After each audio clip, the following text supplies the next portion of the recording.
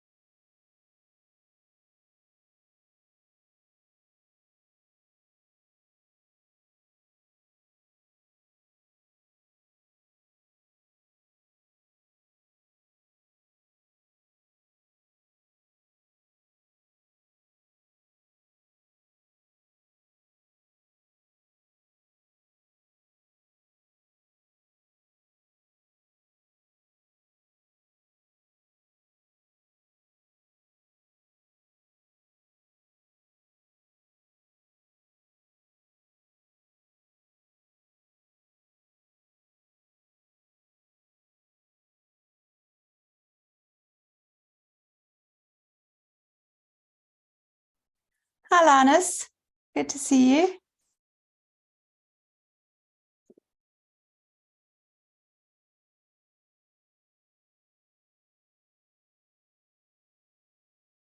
How are things in Namibia?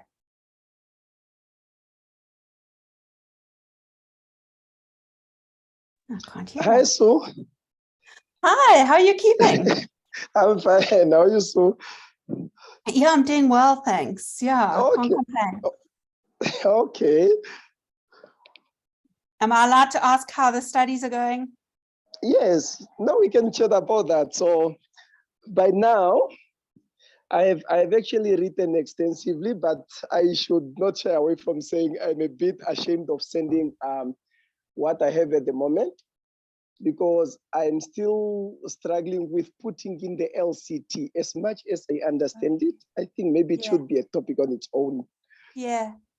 But we can chat about that. Sometimes it's good just to let me see your scribblings and let me chat to you. But I'm actually away for the next 2 weeks, so it's no good sending it to me for the next 2 weeks anyway. I don't know if that helps you to know that, gives you 2 more weeks to work on it, or if it makes it worse because maybe you were hoping for some feedback sooner. But yeah, maybe send it to me in 2 weeks' time, whatever format it's in, and we can take it from there. Okay, as for now, I should be away next week, and today is it Wednesday? It is Wednesday. Okay. Yeah. Okay, let me just do it this way. Let me just forward you what I have and whatever notes you'll make on the site, and then I'll just now be working on that for the next 2 weeks. So Okay, so just remind me in the email that I'm not going to be giving you like detailed feedback, just some brush strokes. Yeah. Okay, so okay, perfect. Good. I look forward to that. Thank you. No problem. Thanks, Sue.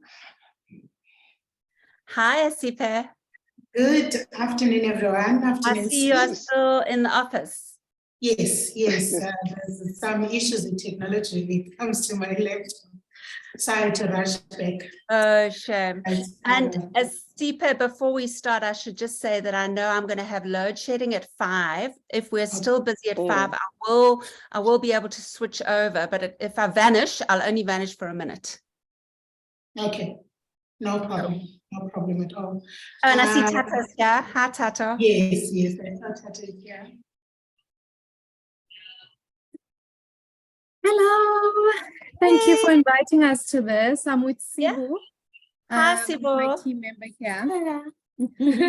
Cool. So good to have you with us. Thank you. Well, thank you so much, everyone, and welcome to our workshops. I know we've taken a break because of graduation and also because of recess, but we are back with postgraduate support, engagement, as well as writing circles, which will be starting next week. So please, if you'd like to be part of the writing circles, just send me an email so that I can key you in. I want to explain a bit on the writing circles on the chats, as I will also be including an evaluation link for our workshops, which will assist us so much to receive feedback in terms of the postgraduate support that we have been providing, and also some of the things that you can do better at the Center for Postgraduate Studies. Today's workshop focuses on postgraduate funding as well as postdoc funding, which is going to be a discussion that will be facilitated by Prof.Sioux McKenna. But just before going into that discussion, as you have seen earlier, and I was saying hi to Tato Danzi, who is the manager of postgraduate funding. She will start us off with the introduction of what the office does, as well as tell us briefly about the funding opportunities at Rhodes University, just before moving on to Prof.Sioux McKenna, who is the director of the Center for Postgraduate Studies. That is the time. Over to you, Tato.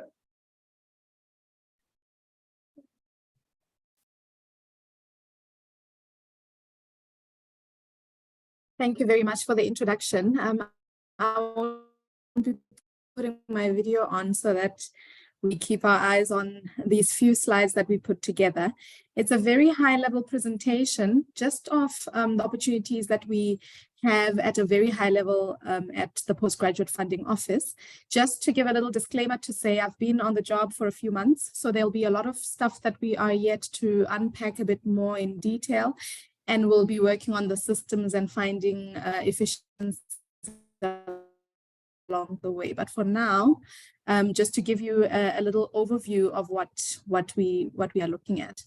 Okay, so PG Funding Office, we administer and manage the funding instruments that are open to postgraduate students at Rhodes University.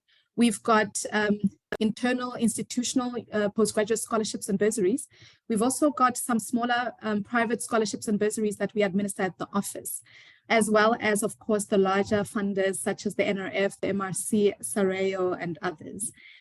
Just to start off by just highlighting, you know, and this is a question that comes up a lot when we are assisting students at the office, just when to expect to apply in order to be in time for funding for the following cycle. And I just thought I should just put it as the very first reminder that typically all the funding cycles start with the call of application during the current academic year for the following year. So if you're looking for funding for 2024, 2024 is not the time for you to look for that funding. So this year would be the time for you to apply to multiple opportunities and multiple funding instruments. And that's how we get on to the next point, to just say, please diversify the type of funding that you look for, because more often than not, you know, we find a lot of really eligible students, deserving students who still don't manage to make the cut because there's a lot of need and very limited resources. At Rhodes University, we've got internal funding, we've got external funding. By that, we mean that the full administration is done internally for the internal ones, and those would be Rhodes University PG scholarships such as the Alan Gray, the Henderson, the RUPG, prestigious scholarships, and others. We also have bursaries such as the Ada and Bertie Levenstein bursary. We've got the Rusk PhD scholarships, which sit with the Dean of Humanities. We've got many others, such as the South African Reserve Bank for Journalism. And these are all administered here at Rhodes University. The difference between the internal and the external is that when it comes to the funding decision, not only do we administer at Rhodes University, but the funding decision normally then sits here as well. With external funders, we are looking at examples like the NRF, Pearson and Young Memorial Scholarship, the Deutsche Fund, HCI, CETAs, and others. And those are the ones where more often than not, the funding decision is made by the funder or the broker that is taking care of the money. We also have instruments for you to study abroad. The largest one of these are the Flanagan Scholarships, which we're about to sit for review now for the later part of the year. I've also just recently sent out the Commonwealth Master Scholarship, which also is an opportunity to study in other countries. There are many others, such as the A. Bailey Travel Bursary, which we're about to sit for, and others that some are not necessarily administered at Rhodes, such as the Chevening Scholarship, but we do send out calls as we have relationships with the funders. We recently just sent out the Fulbright Foreign Student Program, and also shared information to say that this morning was the information session for these. Beyond these private funders, we also have programs where the NRF has partnerships with the governments of countries such as France and Switzerland, where you can hold postgraduate scholarships and study abroad funded by the NRF. And then, of course, we're here to work hard, and we try to incentivize academic excellence at Rhodes University. So there are scholarships that you don't have to apply for. We've got the Merit Awards, which are extended for honors, masters, and doctoral degrees. If you get a full distinction pass in your final year, then you get 50% off your tuition for your honors degree. If you get a full distinction in your masters, or then you get in your honors or your masters, then you get 75% off the first year of tuition. So it's just an incentive package there that not only incentivizes you to work hard in your current year of study, but also to continue your studies here at Rhodes University when you go on to your next level of study. With these merit awards, you do not get an award letter, you don't get anything of the kind. You will see your name on the graduation booklet. That's normally how people get to know that they've got their merit award scholarship. But we will see how to add efficiencies to that system so that students do know that they qualify for this. But important to understand is that it's not when you get one distinction out of 6 modules. It's when you get the entire, when you finish your degree with a distinction is when you qualify for this. And then we've got DVC Honor Scholarships, which is where you're nominated by the HOD of your department, and then a list is sent to the deans where they approve. It's normally the top 5 academic achievers of the department in the final year of study, and then your full tuition is on us. So then you just have to worry about living allowances, and you're able to hold this DVC scholarship together with other funding. So you don't have to worry about how do I then fund my living expenses if I am now held only to the DVC Honor Scholarship. However, if you secure funding that is considered full cost funding, for example, if you've got the DVC Honor Scholarship paying your tuition, but then you secure, for example, the NRF full cost scholarship, or Ada and Bertie Levenstein 120,000 Rand, then the DVC Honor Scholarship falls away and we offer it to the very next reserve in the list, so that we can encourage as much as possible the students that could come back for honors. We also have departmental awards, which are also based on academic performance. And these ones, we liaise directly with the departments, and we request nominations, and we get names of students who are academically deserving. And then, of course, if you end up with a situation where you didn't manage to secure funding for your studies, it's not all lost. There is a Rhodes University Council postgraduate loan. So it's a council-funded Rhodes University vehicle for students to be able to take an interest-free loan that they only need to pay back to the university once they work. So for example, if you secure the postgraduate loan for honors study, and then you manage to get postgraduate scholarships or bursaries for your master's and your PhD, that means that the loan is not due then. So you continue to then study funded as you are.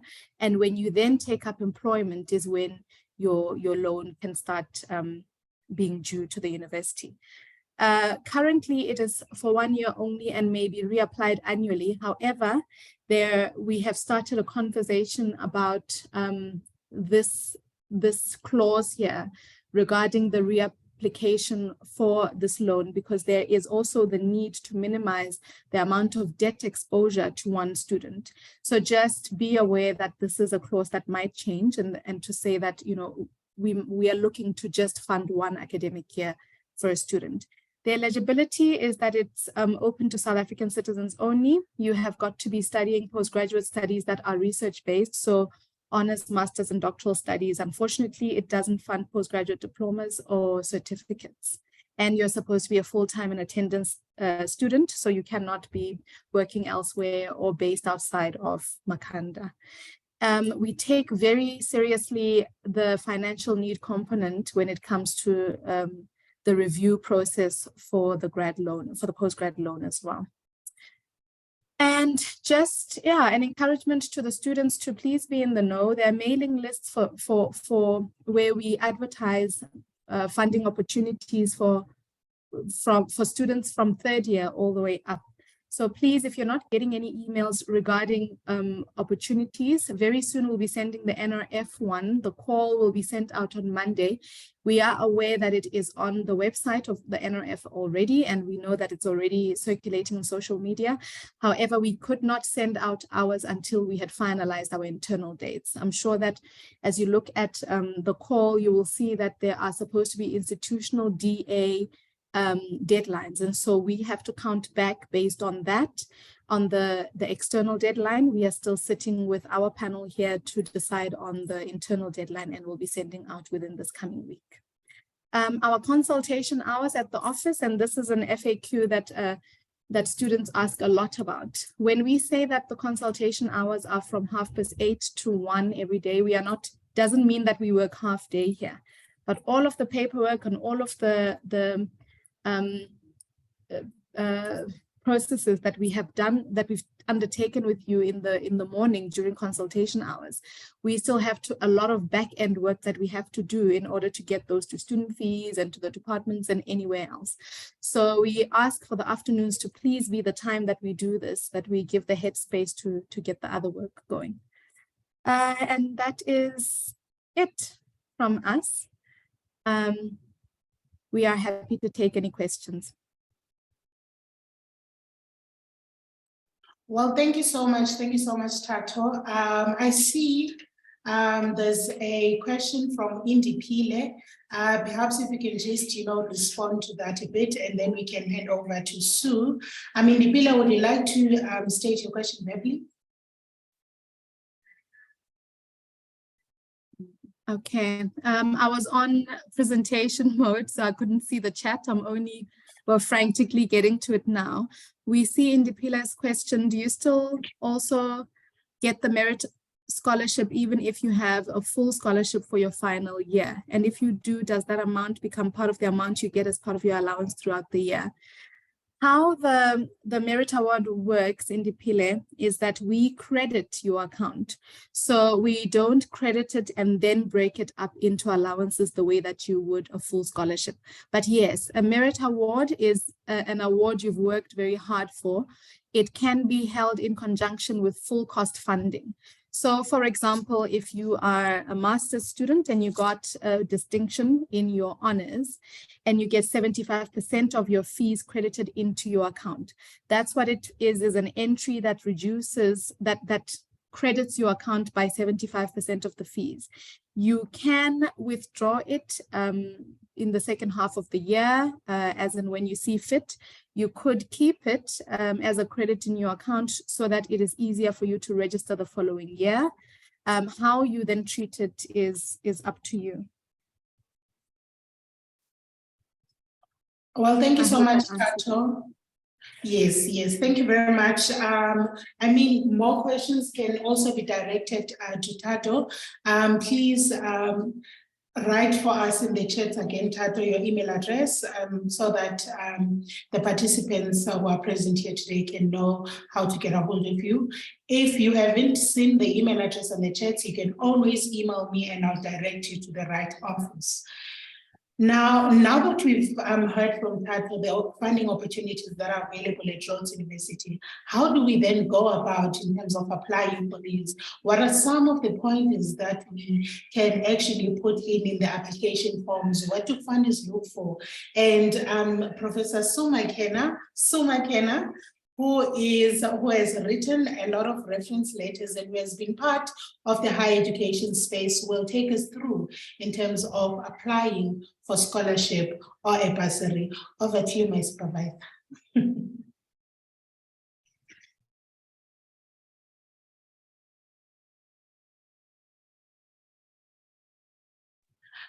are muted, Sue. Sorry. You think after 3 years of this, I would remember to unmute. I was just saying thank you, Asipa, and thank you to Tato for joining us. And just to say to Tato that we are so happy that we managed to lure you away from your hard work in environmental studies, where I'm sure they missed you greatly. But we are very happy to have you helping us at an institution-wide level. And Tato took us through some of the scholarships that are available that are either administered within Rhodes, actually run by Rhodes, or that are administered through Rhodes, but then go out to other bursars.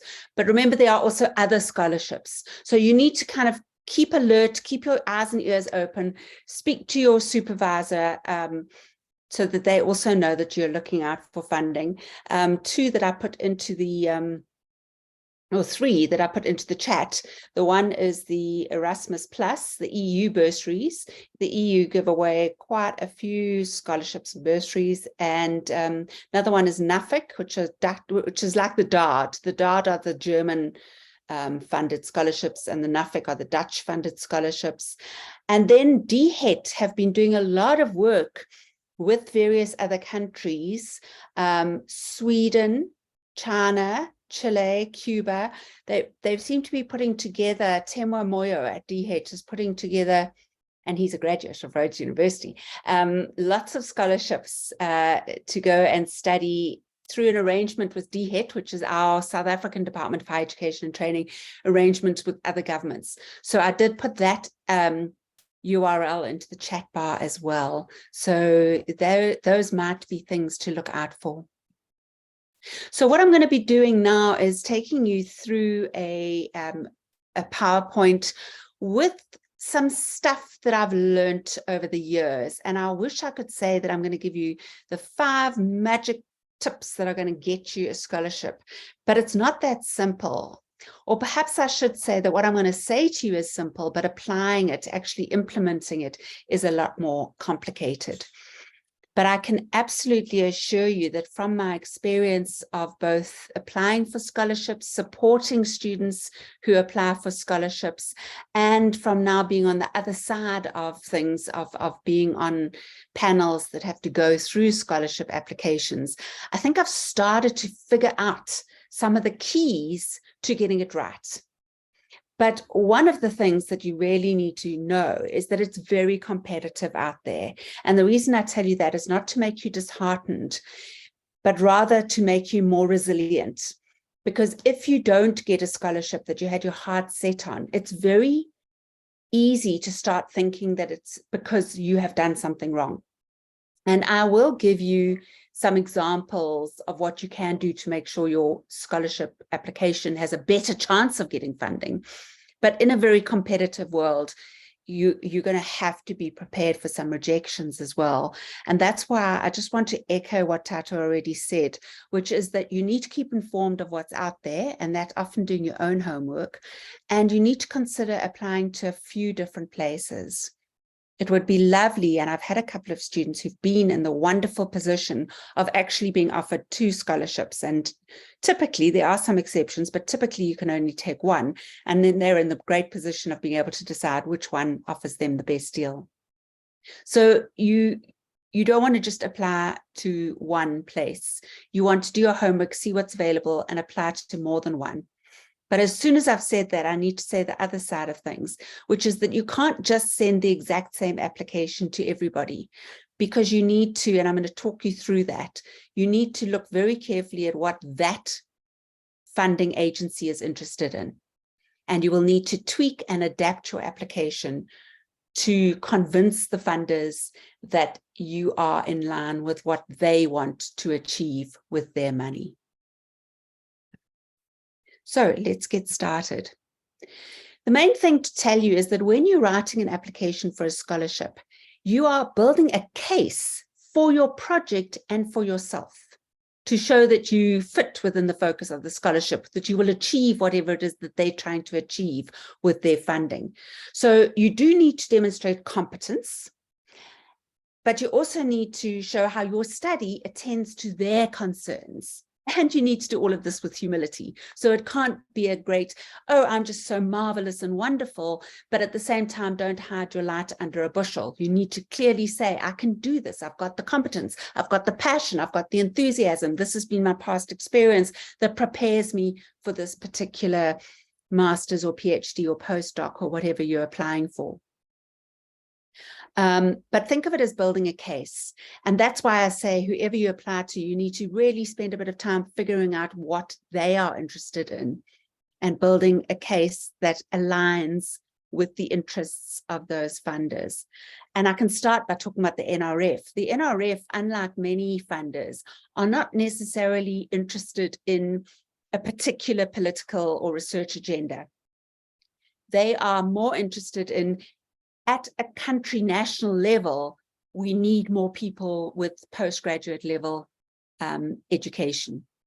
So in the case of the NRF, you are trying to demonstrate that you are a wise investment for them, because you will be able to do the master's or the PhD within regulation time. And the best way of showing that is showing passion for the project you're proposing and showing your history of having achieved things in a reasonable time.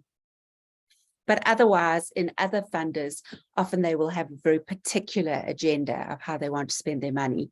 And it's no good applying to them if you are not going to, demonstrate that you will meet their agenda.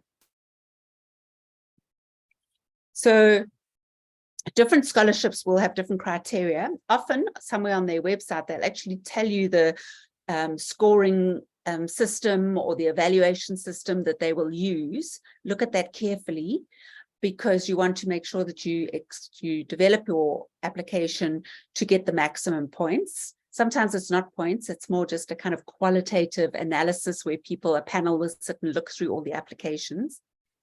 But have a careful look. If they say that you've got to have a certain mark, make sure that you have that mark, but also make sure that it's clearly evident in your application.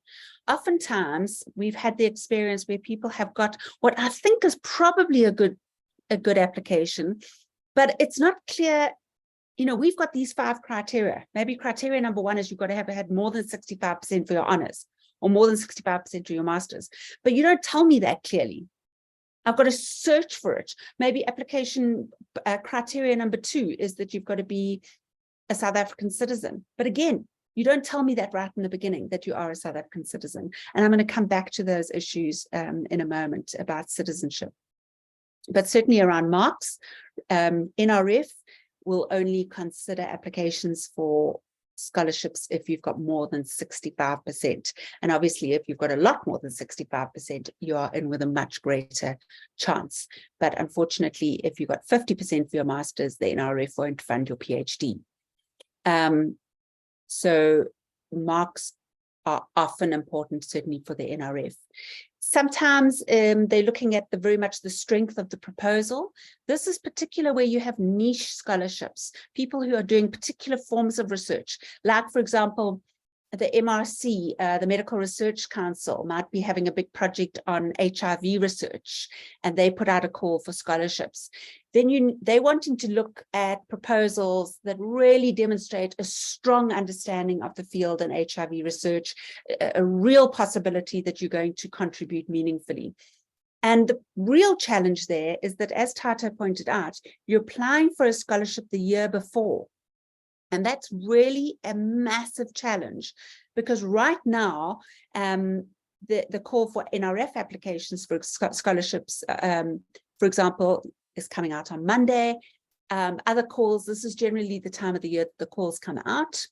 March, April, some still come out in May, and they usually close. They all close at different times, and I'll speak about that in a moment as well, but around July, August.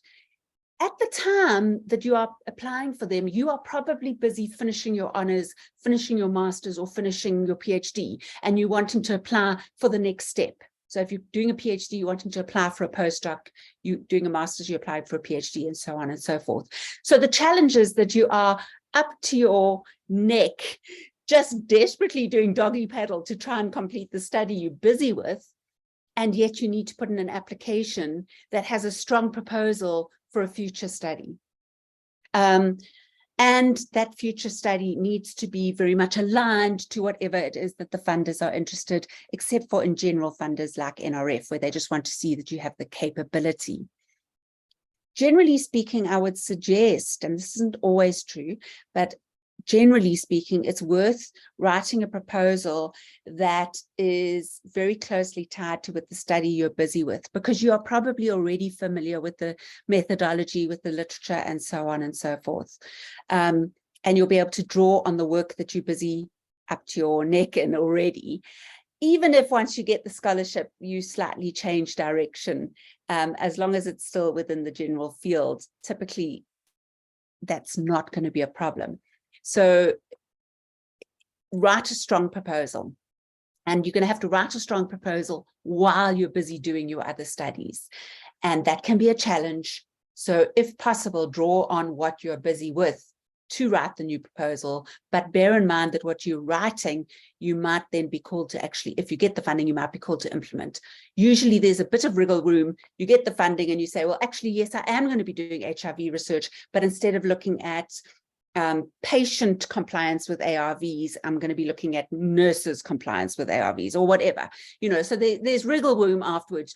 Most times you're not going to be absolutely held cast in stone with what you said in your proposal, your topic is, but you will have to stay in that general field. And then most will also ask for referees. And in some cases, the referees are absolutely important. Certainly the one that I work with. The quality of the referees is often make or break, which is very unfair for the students, because sometimes we have people who the referees just don't submit the response. They'll get an email to complete a form online, and they just don't do it. And that means that we don't consider that application.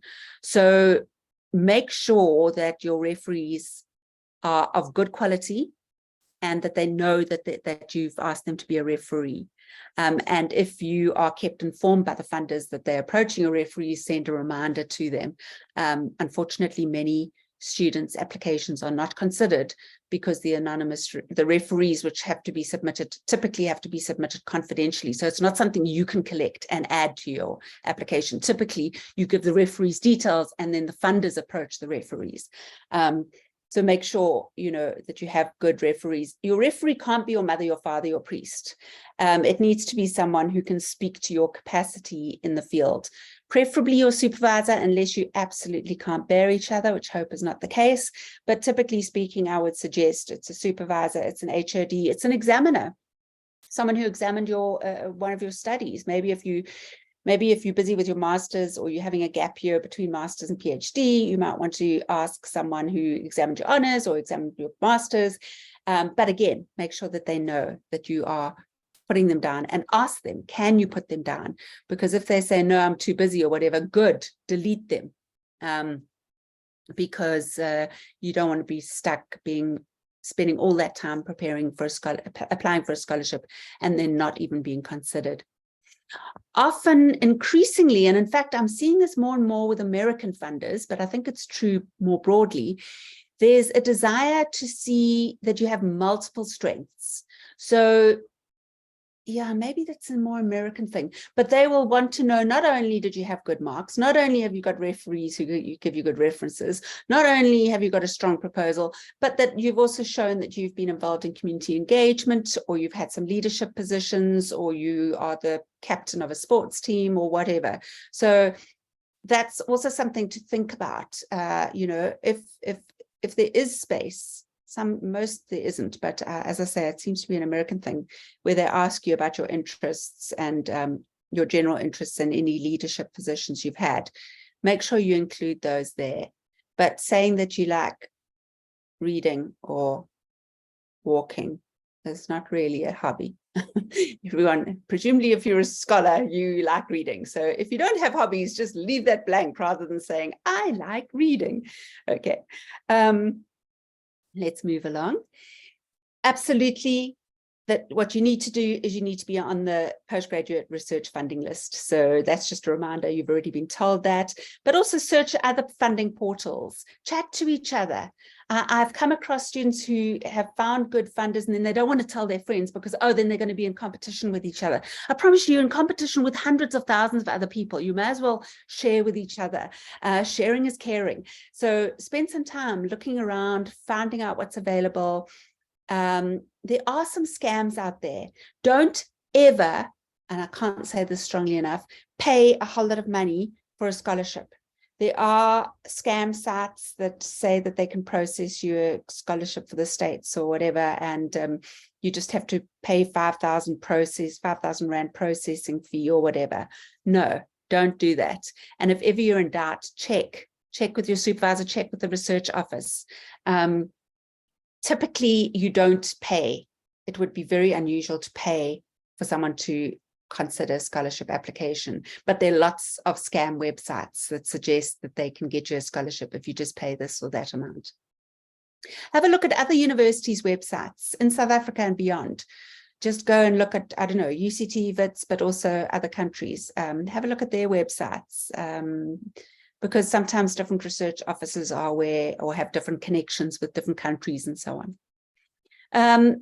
Obviously, there's the NRF, but just to speak to the issue of citizenship, the NRF are increasingly, because they have such a limited pot, increasingly only funding South African citizens, or in some funding instruments, they will fund up to 20% of SADC or other African citizens. So those might be worth applying for.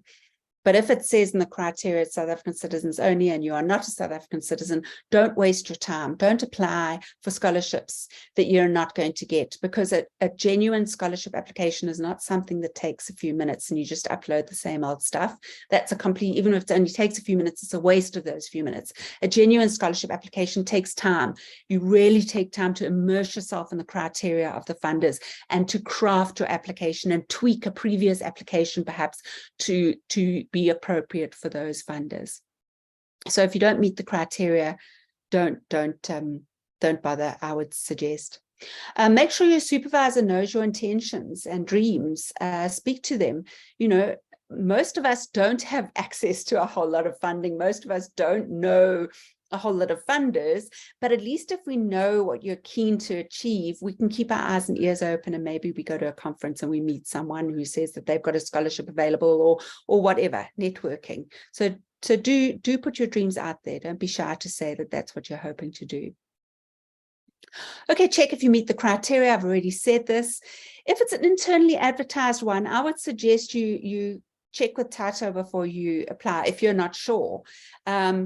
And if it's externally, you can certainly apply to email the funders. But one thing I just want to say is don't email the funders if it's something that you should know.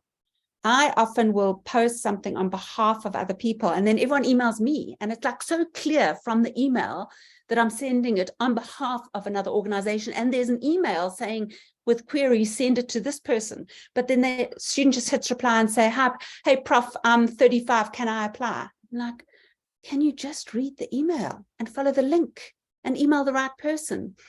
And I always reply politely, but in my head, I'm thinking, well, if you can't even read the email, what chance have you got of putting together a really strong scholarship application? I know that sounds harsh, but I think it's an important message for me to give to you.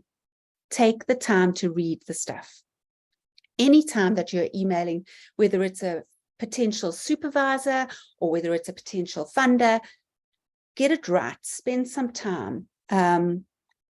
Read up on it, craft it carefully, check your email, because you're giving an impression of yourself. And if your email goes to, look, in big funders, it's going to go to an administrator and the big funder won't be aware of it. But in small funding agencies, if you are harassing them with questions that are clearly already there on their website, it's probably not going to do your application much good. But as I say, the truth is that most of these scholarships are now, it's so competitive in this, and it's so huge that unfortunately we don't even get to know the individuals. We just get to wade through the applications. The NRF and a few others are now offering a differentiated scholarship. So they offer a full scholarship to people who have met all the other criteria. In other words, they've got more than 65%, they've got a strong proposal, etc., etc. They've got good references, whatever else it might be. But they've also got a need index that indicates that they have financial need, and that can take time. So just bear in mind where, you know, if there's a need index attached to the application, what does that require of you, and allow time for that. And with the NRF, the alternative is if you don't complete the needs index or you don't meet their criteria of need, which is around family income, then you will get a partial scholarship if they still find you suitable. Yeah, so this slide is more for where you are applying for specialized scholarships, so scholarships that are in your field, rather than the NRF, which is a general one, where NRF, you just want to show, hey, I'm a worthwhile investment, I've got a good academic track record. Whereas scholarships that are for particular fields, you need to really read their criteria, because the chances are there's a group of people that manage that scholarship who have spent a lot of time deciding on that year's theme, or what the main problem areas that they want to invest their money in, and so on and so forth. So if you just sort of send a generic, look at me, I've done these things, and this is the study I'm proposing, it's unlikely to get funded. Whereas if you very explicitly show how you and your project meet what they are looking for, then it's far more likely to get picked up. And use the language of the call. So on the website, they probably say, look, these are the 3 themes we will fund, or these are the 5 targets that we have as an organization, or whatever it might be. Have a look at what wording they use. So if they use the term sustainable development, for example, use that term. If they use the term environmental care, use that term, use their language in your application to clearly demonstrate that you met the criteria, as I say, that I don't have to wade through it and then I'm still not sure what mark you got or what citizenship you are or what your topic is. It should be clear, but also that the language, I've spent a lot of time deciding as a funder how I want to spend my money. I want to see applications that say, I'm your person, because we talk the same language. And obviously I'm not talking about English here, although most of them will be in English. I'm talking here about the passions, the interests, the care, the agenda of the funders. So that's really important. And that's why you can't just take the same application and fling it to 5 different potential funders. You can do that, but just spending a bit of time tweaking it, adapting it, will definitely make for a stronger case. And typically these things are now online anyway, and they'll have slightly different headings in a slightly different order. So you're going to have to do some tweaking anyway. But as you're doing that tweaking and completing the next scholarship application, spend some time figuring out who they are, what they fund, what they're interested in, and use their language from their website back to them in relation to what it is that you're proposing that you will do. Now, here's a challenging one. You've got to be careful what you promise. I suggested earlier that because you have to apply for scholarships while you're busy with your current studies, it's really hard to write a whole proposal for a PhD study when you're busy with your master's. And I suggested that what you might want to do is to draw up a proposal based on the work that you're doing for your master's, because then you're already steeped in the literature and the methods and so on. But I also suggested you'll probably have a bit of wriggle room that when you finally get the scholarship and you get to the PhD, as long as you're not changing topics completely, usually it's okay. They've given you the funding on the basis of the strength of that scholarship, of that proposal. If you now say you want to slightly change it, I mean, that's normal, isn't it? I mean, that happens in every single study, that it'll change direction slightly. But it can't change completely. And the same is also true of what you promise. So in many of these, not in all, but in some scholarships, they want to know, what will your outputs be? And that's where students often make the mistake of saying, I'm going to write 3 books and 12 articles and run 4 workshops and 6 newspaper articles. And I mean, that it will immediately tell me that you don't understand how much work is involved. And I've got to question whether you actually are serious about this, because you're making promises that are impossible to fulfill, which shows that you don't really understand the field. There's only one thing worse than being rejected for making huge promises, and that's getting the money for making huge promises. And the reason why that's worse is that you then have to perform, because you will be measured on the promises that you make. So you don't want to promise nothing, but I wouldn't go mad. So in those cases where they want to know what you will do, I would suggest that you promise that you will complete the study in regulation time, even though we know that most students take a bit longer than regulation time. I would suggest that you promise to do a master's in 2 years, a PhD in 3 years if you're doing it full-time, 4 or 5 years if you're doing it part-time. And then I would suggest that you would promise an article or 2 articles, depending on your field. If you use social sciences, probably 1 or 2 articles. If you're natural sciences, I would say maybe 3, maybe 4 articles. Speak to your supervisor, because it varies so much by field. But don't put down outrageous promises of what you're going to do, because you might be held to it, and then, you know, you might come a cropper. And remember, you might not be just getting money. You know, you might be getting money for them for the masters, but you might want to go back to them cap in hand and ask for money for the PhD, and they're going to look back at how you did with the masters in terms of meeting your promises. So make them realistic, and make sure that everything in the application has alignment. So there'll be a narrative section, which is where you say, you know, this is what my study is going to be about. This is the data. This is why it's an important study, right? Because you're making a case for your study.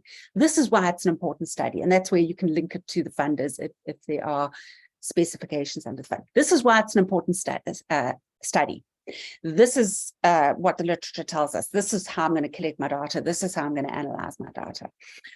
That's your narrative section, right? Your kind of research proposal section. Then there's the outputs. Oh, I'm going to get my degree. I'm going to publish. I'm going to do whatever else.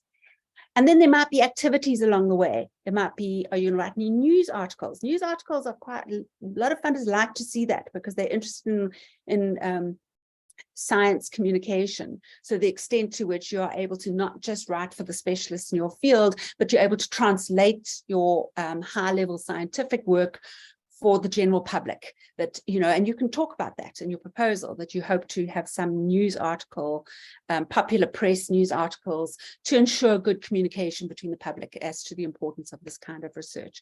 So those kinds of activities, or maybe you're holding community engagement workshops. Whatever you say in the narrative, the outputs, the activities, and so on, make sure that they're all telling the same story. So it doesn't sound like it's different people have written different sections. Often people get carried away when they're filling in the output section or the activities section or whatever. And I'm like, what has this got to do with all that stuff you were telling me about in the literature review or your research questions? So just make sure it tells one nice, neat, elegant story. And isn't that true of all things about research, whether it's writing a proposal for the higher degrees committee, or whether it's writing a journal article, or whether it's writing a thesis?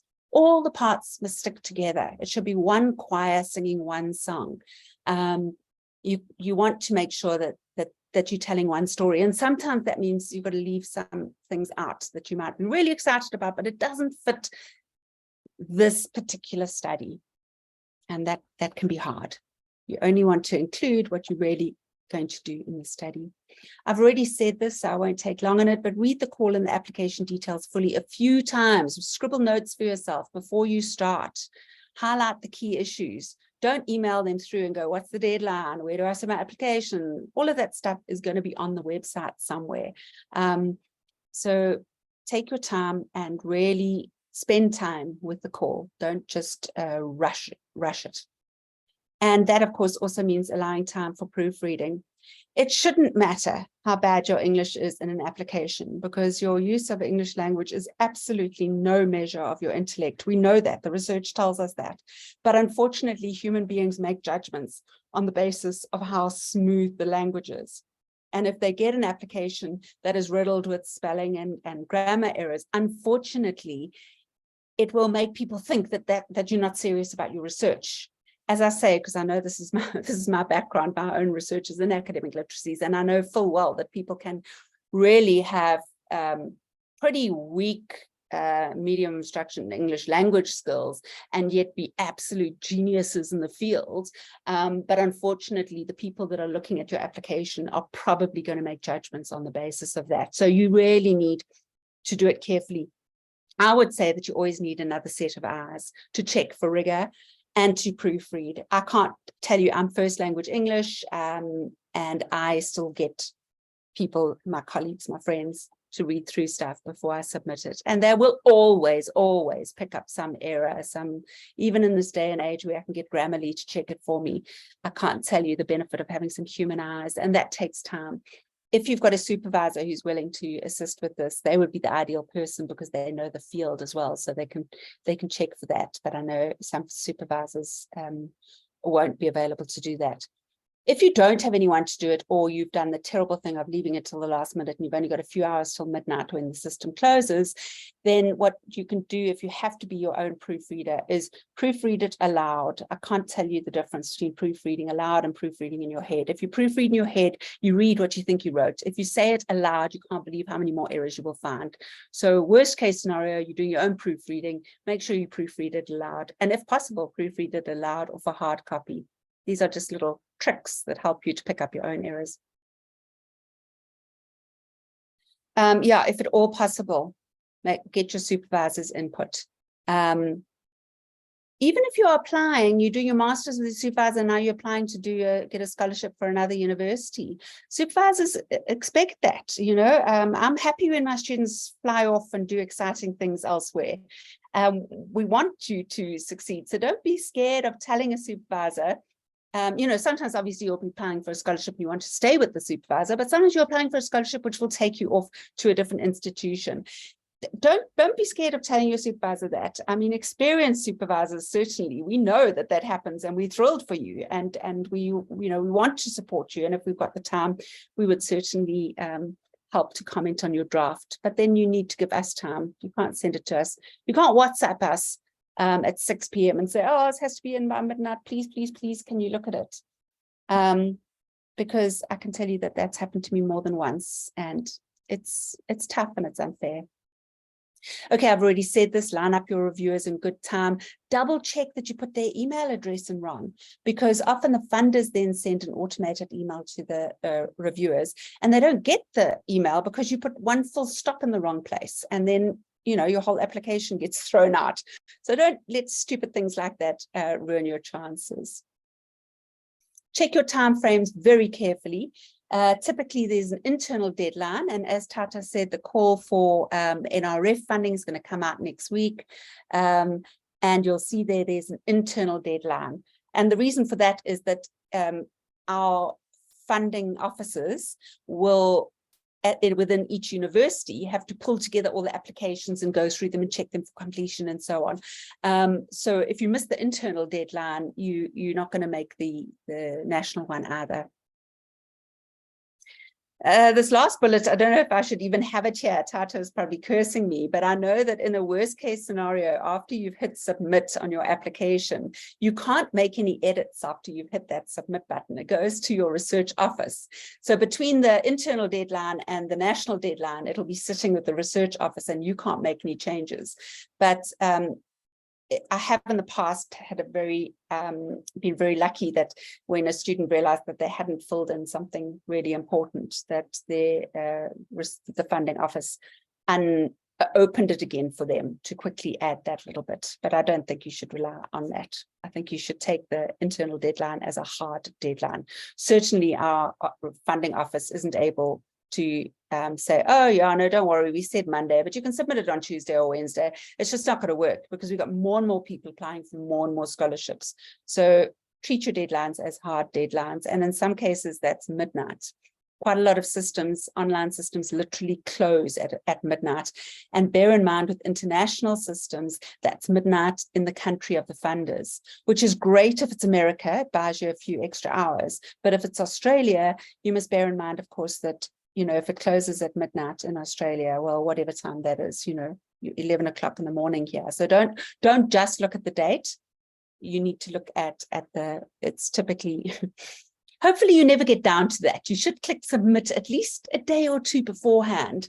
But I have been known myself to do things at the last minute. So I'm talking to those people that are in the room that leave things to the last minute. Bad, very shocking bad behavior, but I've been there, done that. So just bear in mind that the date of the deadline, it will be the date, the midnight in the country that it is in. These are, and you, ASIPE will send it out to you. I mean, these are just some tips that are quite useful. Some of them are more for grant writing, and grant writing is where researchers get funding, which can include postgraduate students sometimes, but where they get funding, whereas the top couple are for scholarships, where you're applying for funding for yourself.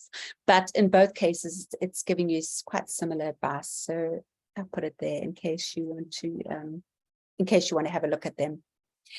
Sipiwe, you've asked about the recording. Yes, ASIPE will be putting it up on the YouTube channel, and she will send out a reminder about that. The other thing I just want to remind you about in the meeting chat is that there's a message from ASIPE saying that the recording is edited and uploaded on the YouTube channel. So if you go in and follow the Centre for Postgraduate Studies, then you'll always be told about our videos. But there's also a link there to the evaluation. Please, typically in our workshops, about 2 or 3 people fill in the evaluation, and yet it's so important for us to be able to see what was useful for you, what wasn't.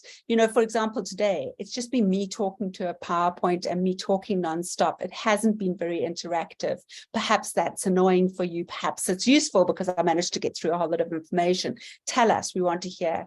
And if you follow that form, you'll also see that there's a space for you to say, I need another workshop on X, Y, or please add a workshop on this topic or that topic. So please, please, please go and click on that link now in the meeting chat. I'll post it again quickly, and give us a general evaluation. Oh, I see she just posted. I see she just posted it. Okay, any questions, comments, concerns, ideas?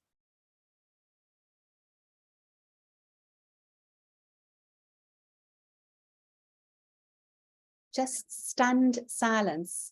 Okay, so I'm going to hand it back to ASIPE, but let me just reiterate 2 points. It's very competitive out there. So you need to consider applying for more than one scholarship. And you also need to know that if you get a rejection, you need to, sure, you can learn from the lesson. Maybe you didn't spend enough time. Maybe you didn't proofread it. Maybe you didn't tailor it properly to the funders. There are lots of things you can do wrong. But the bottom line is 99% of the time you've been rejected because there are so many applicants. So you've got to try and develop a bit of resilience. And the second thing is when you're applying to multiple funders, don't just submit the exact same one. Spend a bit of time figuring out what they're looking for and adapt. It'll be more or less the same, but with a few tweaks here and there, using their language, referring to their organization, you stand a much better chance of getting funding. Thanks, Asipe. Thank you so much, Sue, for that information. And I mean, there's quite a lot that I learned as well, as I will also be moving to postdoc, and the importance of not only forwarding the same email over and over again. So thank you very much for that. Colleagues, please make sure that you do send us the evaluation, and also be on the lookout for a notification on YouTube regarding our recordings. All of them are there. If you follow us on the Center for Postgraduate Studies, you will have access to all recordings, even for previous workshops and any other engagements that we've had. Have a wonderful Wednesday evening, and thank you very much for joining us. And Tato, thank you so much. I know you have another commitment at 5, but thank you so much for joining us. And to everyone that's here today, please meet us again next week. We'll be having a workshop on balancing life, work, as well as our mental health. And we'll be joined by the psychology department, taking us through in ways in which we can balance our mental health. Thank you very much. Have a wonderful day.